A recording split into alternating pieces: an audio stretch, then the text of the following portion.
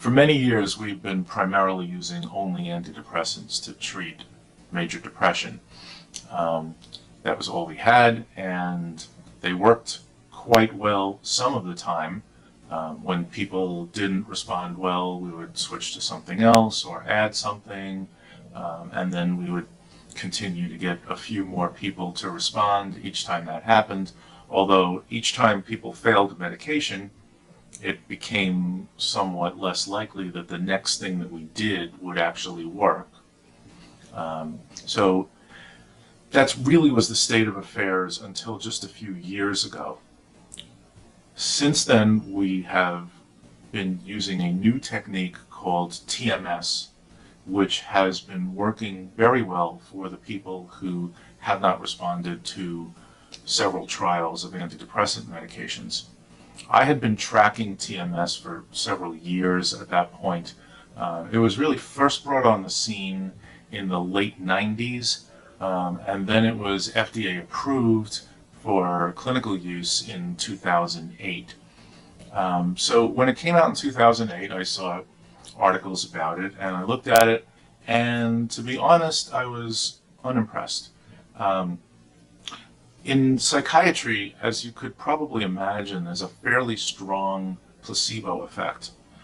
So our medications have to be scientifically proven and statistically analyzed to be better than placebo, or they're really not doing anything at all.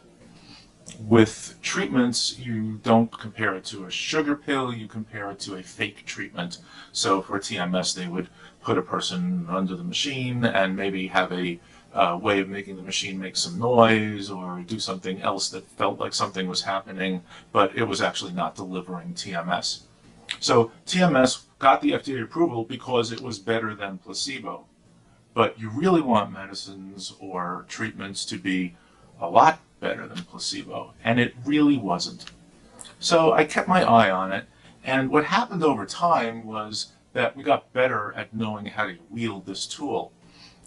It's a brand new treatment. It's completely, uncharted territory. So when they first brought it on the scene, they had certain ideas about how long each treatment should be, what the settings on the machine should be, how many treatments should happen, sometimes where exactly the device should be placed.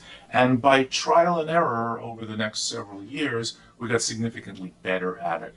So that by the time the mid-2010s rolled around, it was looking like a really significantly better form of treatment than it used to be.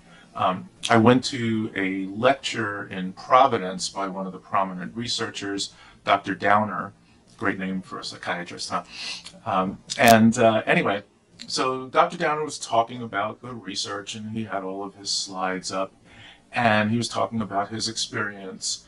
And this is a man who had no financial reason for convincing us about TMS. And at some point, he just put his papers and his slides aside, and he just looked at the audience and said, "The reason I do TMS is because it really works." And that really struck me. I could see that this man was really being sincere. I had just seen all the data that he had provided, which was better than the old data. And it was at that point that I turned to my partners and said, "You guys really need to look into this more deeply, and if you agree, we should start doing this." They looked into it, they agreed, and in early 2016, we started doing TMS at Southeastern Psychiatric Associates, and we've been really happy with the results that we've had. And I have to say, I agree with Dr. Downer that TMS really works.